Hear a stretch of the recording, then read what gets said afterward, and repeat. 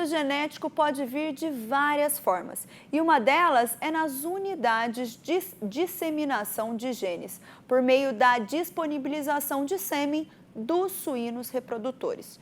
Para o produtor, taxa de crescimento, eficiência alimentar e tamanho de leitegada são algumas das características desejáveis. E ter acesso a uma genética de qualidade é uma forma de otimizar a cadeia produtiva de suínos, porque não é necessário manter um macho reprodutor na sua logística de produção e muito menos uma central de inseminação artificial.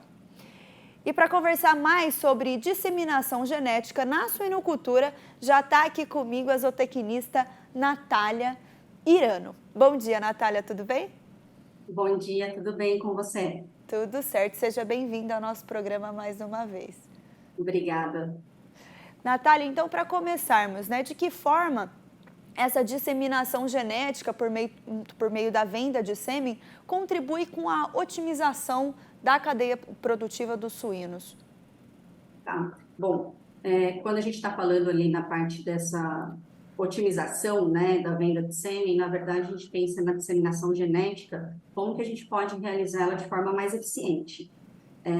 Todo o potencial genético, né, dos suínos a gente realiza, né, nas granjas elite, nas granjas núcleo, né, onde a gente tem um volume menor de animais e a gente faz ali toda a seleção para aquelas características que a gente quer melhorar, né, que a gente quer otimizar.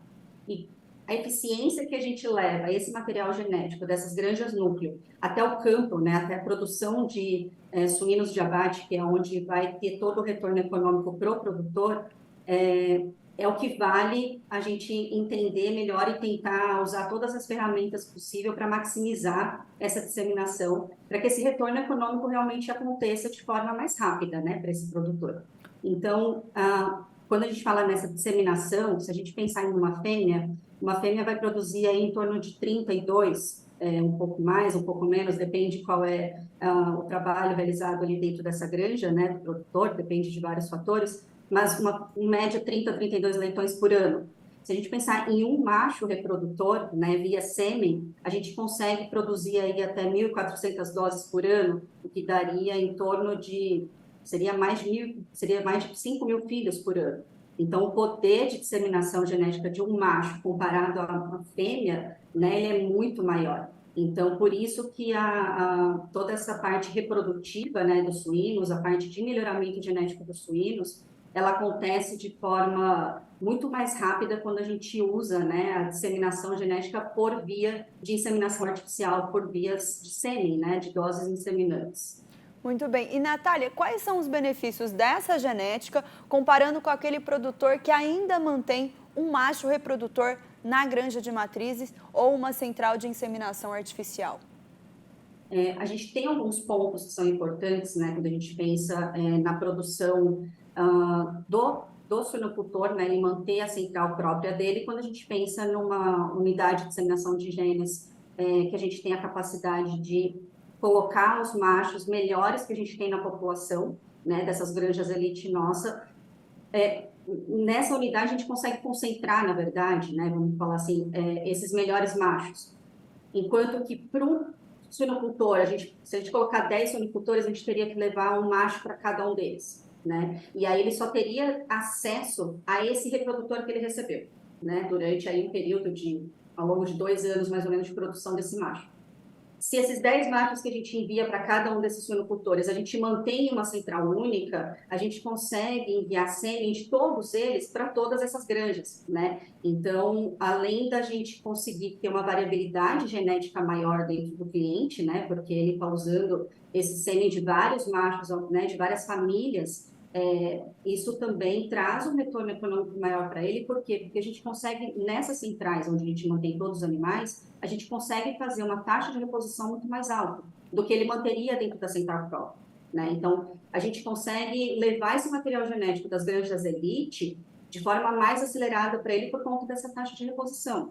A gente usa aí mais de 200% de taxa de reposição para um bisavô, né? Diferente de um reprodutor comercial, que seria uns 80%. Então, um bisavô que vai levar um progresso genético maior, né, mais importante nessa cadeia de disseminação, a gente consegue fazer essa taxa de reposição muito mais rápida. Então, isso traz, né, para a gente esse benefício de aproveitar esse macho, um único macho que estaria ali no topo, 5%, né, dos melhores que a gente tem na população, em várias granjas, né, em vários sistemas de produção. Né? Esse é o benefício de, quando a gente pensa no suinocultor manter os machos próprios, do que usar um macho de uma central, né, que proporciona para ele essa variabilidade genética maior. Desse jeito, vocês conseguem ser mais assertivos no melhoramento genético, né, Natália? Com certeza, a gente consegue acelerar, né, esse processo, porque o melhoramento genético de suínos ele vai acontecendo muito rápido, né? Toda semana a gente recebe informação nova, a gente tem um programa genético que faz uma associação, né, de todas as granjas, né, que tem as famílias, né, desses animais. Então, toda semana a gente tem informação nova entrando. E a gente vai atualizando, né, todo o valor genético desses animais. Então, conforme entra animais novos nessa população que tem um potencial genético maior, a gente consegue tirar aqueles de potencial menor. Então, é por isso que é importante essa taxa de reposição maior, né, nesses machos, para a gente conseguir disseminar de forma muito eficiente para os suinocultores de forma geral, né? Então, ele consegue, porque lá nas granjas elite a gente está fazendo o quê? Aumentando o potencial genético para a gente ter um aumento de desempenho, né? Então, esse desempenho maior, ele precisa chegar nesses suínos de abate, né? Então, quanto mais rápido, mais eficiente a gente for nessa disseminação, mais rápido esse retorno econômico devido, né, esse aumento de desempenho vai chegar ali no final da cadeia. Né? Vou aproveitar que você está falando de desempenho. Qual que é o impacto da disseminação desse tipo de genética na eficiência produtiva, né, no desempenho do rebanho? Como que influencia no desempenho desses animais? Bom, todo o nosso programa de melhoramento genético, né, a gente realiza ele tentando otimizar as características que têm uma relevância econômica para o suinocultor, né, em toda a cadeia, né, a gente pensa em toda a cadeia de produção de carne suína.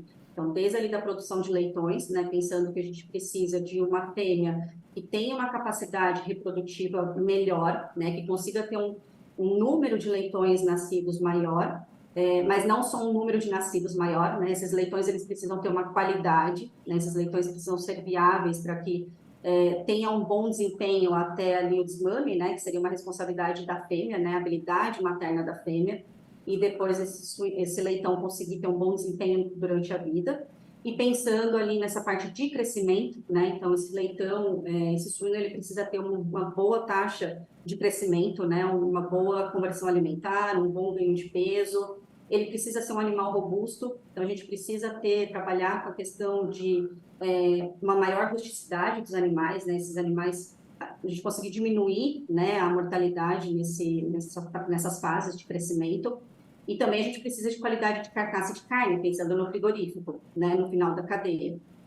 A gente precisa ter uma carne de qualidade, né, também pensando na gente como consumidor, para a gente fechar a cadeia produtiva da carne suína. Então, a gente trabalha em cima dessas características, né, nas granjas elite, para a gente aumentar o desempenho, né, dos animais. Então, quando a gente fala em programa de melhoramento genético, né, nessa otimização da disseminação genética, a cada geração a gente consegue melhorar, né, em cada uma dessas características. E isso vai trazendo um retorno econômico para o produtor ano a ano, né? Esse trabalho genético ele é acumulativo, então quando a gente está fazendo todo esse trabalho, a cada ano a gente consegue ter as melhorias pela parte da genética, que traz o ganho econômico para cada característica, né? Quando a gente coloca essa conta no final do ano, em um ano a gente consegue trabalhar em torno de R$18, R$20 de retorno econômico maior por cevado abatido devido ao programa de melhoramento genético.